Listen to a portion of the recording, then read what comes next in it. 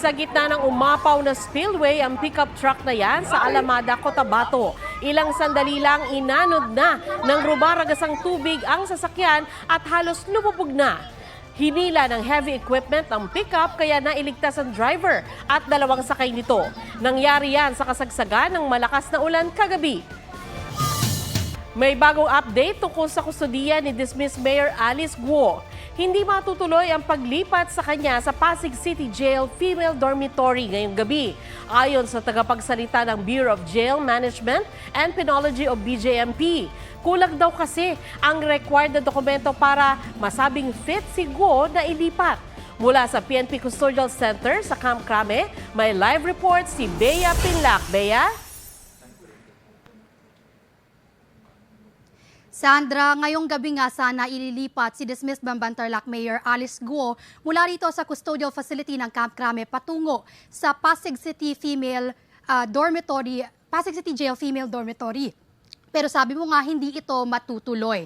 Ayon kay BJMP spokesperson Superintendent J. Rex Bustinera, tumawag si PNP spokesperson Colonel Jean Fajardo para sabihin niya na hindi muna ililipat ng detention center si Guo. Kulang umano ang documentary requirements kasama na ang medical results ng x-ray at iba pa raw para masiguro na fit si Guo. Maaring hindi rin daw malipat ngayong weekend si Guo dahil kailangan pang i-confirm muli ang requirements niya. Nasa 4th floor ng Pasig City Jail Female Dormitory ang seldang inihanda para kay Alice Guo. Pangsyam lang dapat ang selda pero may mahigit 40 PDL. Medyo mahirap po siguro yung adjustment dito. Sa ngayon po, yung nakita po nilang bakante is yung nasa pangatlong palapag nung bed banks. Yun na lang po ang bakante. We assure the public na wala talagang VIP treatment. Nasa pasilidad din ang tatlong babaeng kapwa-akusado ni Pastor Apollo Kibuloy. Pinalipat ng Pasig City RTC ang kustodiya ni Guo sa Pasig City Jail Female Dormitory nang maglabas ito ng warrant of arrest para sa kasong qualified human trafficking na non-bailable. Magpa-file po kayo ng petition to post bail doon sa qualified human trafficking. Petition for bail. Opo. Pag nag-file ka na kasi ng petition for bail, isa-set yun, marathon hearing yun. So, in less than 2 weeks, mag-i-issue, ima-marathon ng court yun na itidirect nila yung prosecution to present their evidence. Bago nito, nakapagpiyansa naman si Guo para sa 2 counts of graft na kinakaharap niya sa korte sa Valenzuela. Nag-ugat ang kaso sa umano'y paggamit ni Guo ng kanyang pagiging alkalde para mabigyan ng permit ang mga illegal na pogo sa Bamban-Tarlac. Dumalo kanina sa arraignment si Guo na dumating sa Valenzuela Hall of Justice na naka-helmet at vest. Pero di natuloy ang pagbasa ng sakdal dahil sa nakabinbing motion to quash information na inihain ng kampo ni Guo sa korte sa Tarlac kung saan unang inihain ang kaso. Pinagsusumite ni Judge Elena Amigo Amano ang magkabilang panig ng position paper hanggang Miyerkules ukol sa motion ni Guo. Naglabas din siya ng desisyon na manatili sa Valenzuela City Jail si Guo habang hinihintay ang arraignment nito. Nang sabihin ng depensa na magpapiyansa si Guo, nag-motion ang prosecution na dapat quadruple o gawing times 4 ang bail nito. Punto ng prosecution, may kakayahang umalis ng bansa si Guo kaya nahuli sa Indonesia. Nagpa siya ang korte na triplehin ang ibabayad na piyansa ni Guo. 540,000 pesos ang inilagak niyang piyansa para sa graft. Pero sa huli, di pa rin siya nakalaya. Nandun yung CIDG standby unit sa labas, pumasok, sinerve yung warrant of arrest ng RTC Pasig. Yun. So, kumusta? Anong reaksyon naman ni Mayor Guo nung inaresto ulit siya? Well, actually, tanggap na niya yung situation. Nag-sync na sa kanya yung mga pangyayari na yan.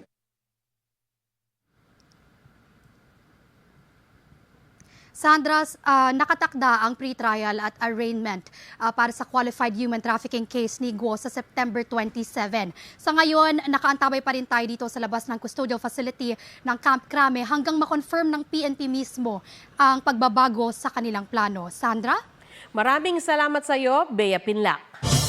Mahigit sa linggo bago ang simula ng paghahain ng Certificate of Candidacy para sa eleksyon 2025, ipinakilala na ng mga partidong Liberal Party, Lakas CMD at Makabayan Bloc ang ilan nilang kandidato. May report si Rafi Tima. Formal nang pinangalanan ng Liberal Party si dating Senador Kiko Pangilinan bilang opisyal na senatorial candidate ng Liberal Party. Dito rin inanunsyo ng LP na hindi natatakbo sa national position si dating Vice President Leni Robredo na kakandidato raw bilang mayor ng Naga. Muli namang sasabak sa politika si dating Senadora Laila de Lima pero hindi siya magbabalik Senado kundi bilang nominee ng party list na Mamamayang Liberal o ML. Sa pagtitipon din ng LP, inanunsyo ang pagsuporta nila sa kaalyadong sina dating Senador Bam Aquino na nauna nang nagsabing tatakbong senador sa ilalim ng katipunan ng nagkakaisang Pilipino at kay Attorney Shell Jokno ng Akbayan.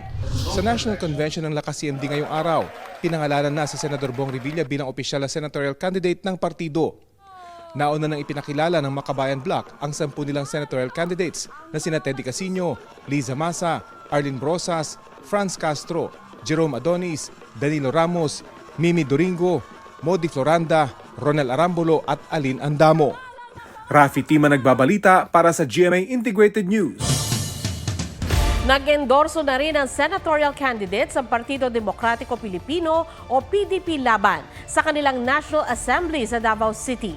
Present sa pagtitipon ang chairman ng partido na si dating Pangulong Rodrigo Duterte at ang Executive Vice President na si Davao City Mayor Sebastian Duterte. Iniendorso ng PDP bilang senatorial candidate si Philip Salvador. Nagdeklara namang tatakbo uli sa pagkasenador sina Senador Bato de la Rosa at Senador Bongo. Nilagdaan naman ni PDP President Senator Robin Padilla ang kasunduan para sa alyansa sa 3 pang partido. Isa umanong dating miyembro ng Angels of Death ni Pastor Apollo Kibuloy ang nasa kustodiya ng PNP. Ayon kay PNP spokesperson Colonel Jean Fajardo, bineberipika pa nila kung lehitimong miyembro siya ng Kingdom of Jesus Christ at kung totoong may mga armas sila. Nanindigan naman ang individual na totoo ang mga akusasyong ginagamit sila sa pansariling interes ni Kibuloy at panakot sa mga biktima umano ng religious leader. May mga kasama raw siya sa Angels of Death na natatakot lang lumantad. Dati nang itinanggi ng kampo ni Kibuloy na may Angels of Death sa KOJC.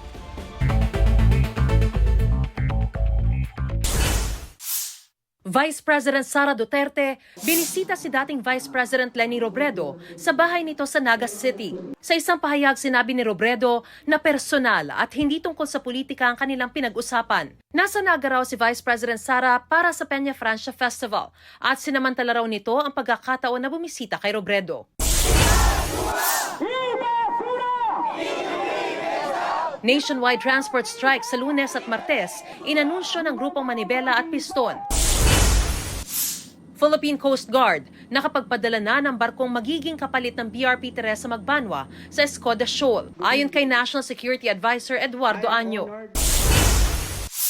Dating Iloilo City Mayor Jed Mabilog, handa raw tumistigo sa investigasyon ng International Criminal Court kaugnay sa Duterte drug war. Nataon sa kanyang birthday ang pagbabalik Iloilo City ni Mabilog matapos ang 7 taon. Mariz Umali nagbabalita para sa GMA Integrated News. Posible na lumabas ng Philippine Area of Responsibility ang Bagyong Igme bukas ng umaga. Huling namataan ng pag-asa ang Bagyong Igme, 500 kilometers ng northeast ng Itbayat, Batanes. May lakas yan na aabot sa 55 kilometers per hour at bugsong aabot sa 70 kilometers per hour.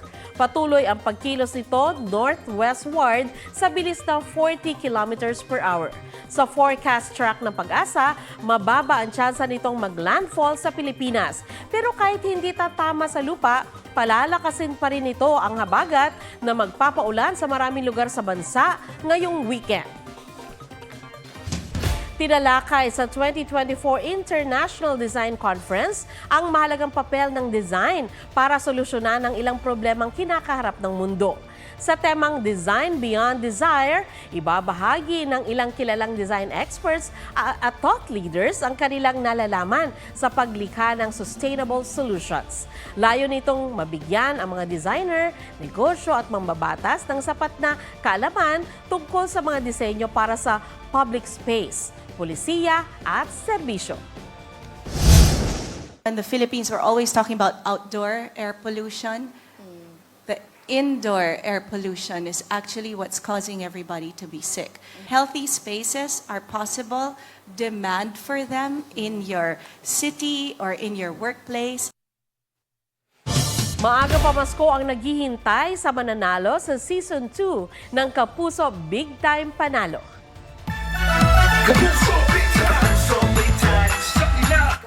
Mahigit 10 million pesos ang ipamimigay kabilang ang tig 1 milyong piso para sa lucky na mamimili o lucky mamimili at sari-sari owner sa Grand Draw.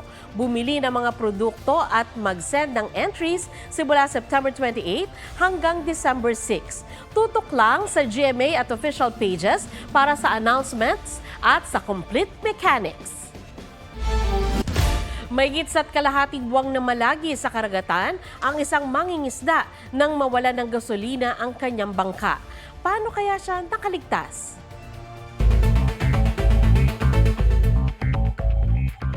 Mangingisdang 46 na araw nang nawawala, himalang natagpo ang buhay sa karagatan ng Batanes. Nasagip siya ng Philippine Coast Guard. August 4 pa nang mawala ang lalaki matapos maubusan ng gasolina ang kanyang bangka. Tanging tubig ulan, isda at mga niyog na palutang-lutang ang ininom at kinain niya sa loob ng mahigit 1.5 buwan. Dinala na siya sa Batanes General Hospital para magpagaling.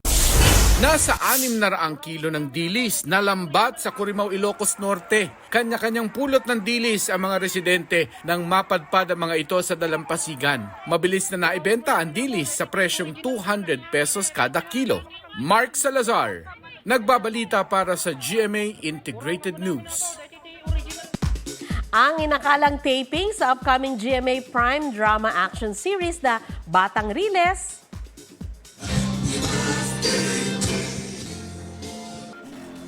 Birthday surprise pala ng co-stars kay Miguel Tan Felix. Very thankful si Miguel sa kanila. Bukas ang 26th birthday ni Miguel. May plano ba sila ng girlfriend niyang si Isabel Ortega? Di ko po alam kay Isabel, baka may surprise po sa akin. Binikit na rin. Okay, anong wish?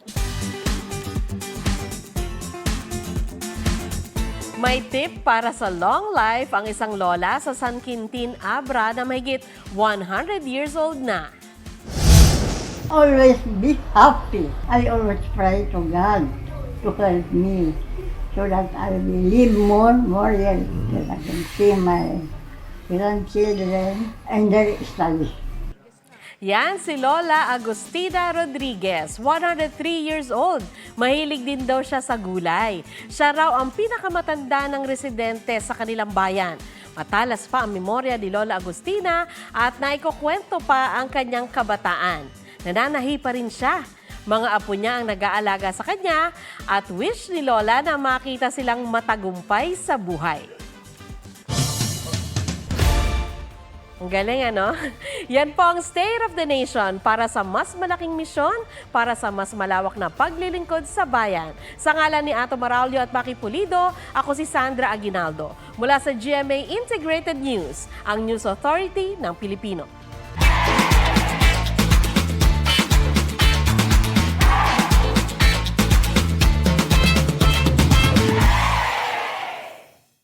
Huwag magpahuli sa mga balitang dapat ninyong malaman. Mag-subscribe sa GMA Integrated News sa YouTube. Sa mga kapuso abroad, subaybayan nyo kami sa GMA Pinoy TV at sa www.gmanews.tv.